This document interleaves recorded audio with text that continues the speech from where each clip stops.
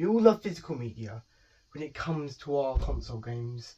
Just picking up a game and holding it when it's a game you love. And knowing that you own it.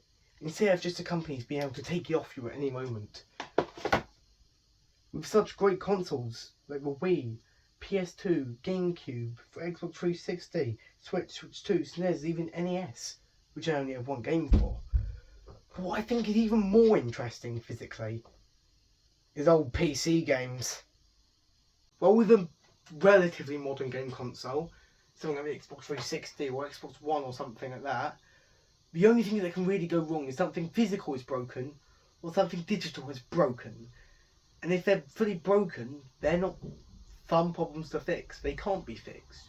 You have to get something new. You get another one or get it repaired. But with PC games, yes, it could be something's broken. You could be missing a code though. It could be you don't have the software. Could be it's too old. Could be so many little problems. And sometimes they just make you laugh. Like when I tried to install Star Wars Episode 1 Racer, the oldest physical PC game I have, which was so old it said it wasn't compatible with the 64-bit version of Windows, even though you see a PC port of an N64 game, a console named after being 64 bits. When I tried to download the IKEA expansion to The Sims 2, and said my administrator had blocked me from downloading this. Although I'd already downloaded The Sims 2 perfectly fine. But the DLC, nah, that was blocked. That's too bad, that blocked. But when you are doing PC gaming, there are sometimes some nice surprises which you don't get on console.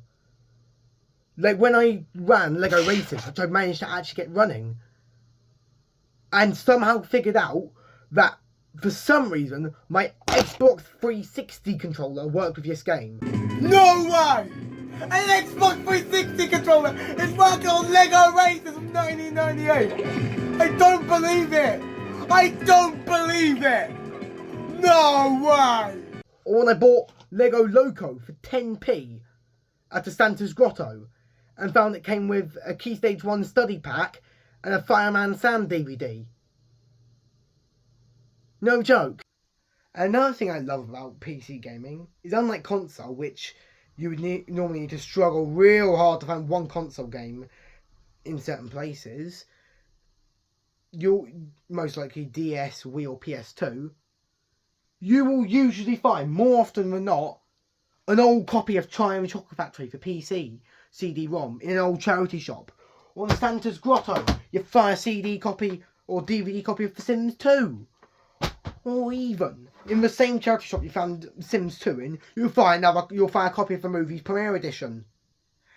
Except you already bought that on eBay for £6, so you lost out. And Sega CX will give you nothing.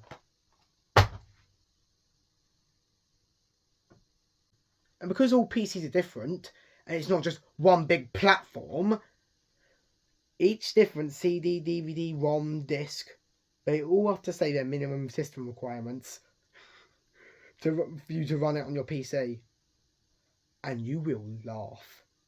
When you see 1 gigabyte of RAM, you'll be like, oh god, that's so little. I mean, even today that's cheap. Even after a RAM crisis. AI bubble, please pop. And then you'll see 256 megabytes. Wow. And you'll be like, oh wow. And then you'll just see a game that has 64. And you'll just be like... And then you'll see the games that say they need Windows 95 as 98.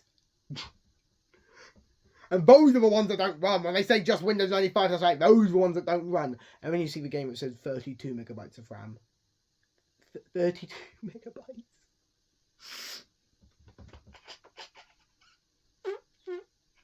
And sometimes you'll be surprised how good some of these old PC games are.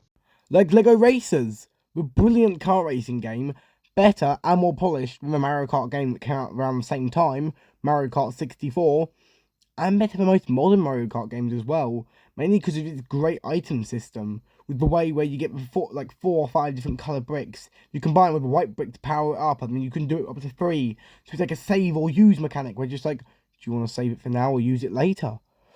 You want to use it now or save it for later, you know? Then there's the movies, the great movie game where you can just make your own movies in a silly and more destructive way. You can make your own film, the same film 30 times, and the 29th time it's finally a success. It's such a silly and brilliant game that I absolutely adore, which I found out because of the YouTuber Call Me Kevin. Please subscribe to him. And then there's also whatever Charlie and the Chocolate Factory on PC is. Smile! What is that smile, bro? Where are the other three of them? They look flat! Bro, do that! Brother, what is this? Magic lollipops! Candy making challenge! Is my TV that thick? Where are the other grandparents? What's the chocolate in your blood? How's that entire level, bro? Oh no! No knowing where you'll be going, even though it's from the 60s film. Yeah. It may sound all old and retro and hard to run, and you need loads of equipment to run it. You just need a portable Blu-ray, DVD, or even CD if you just want my CD, ROM drives. Just a portable Blu-ray player for your PC. But that gets me to a point. Unlike consoles, where companies still release most of their games physically, on actual media, you can touch, even if it's a cartridge or a disc. And most people still care about trying to do this physically. Video games on PC, they've given up with it physically. For example, Lego, which had many of their games exclusive to PC, stopped doing physical PC releases around 2014 or so. And don't do them anymore. But why is that? It's because modern games are too large.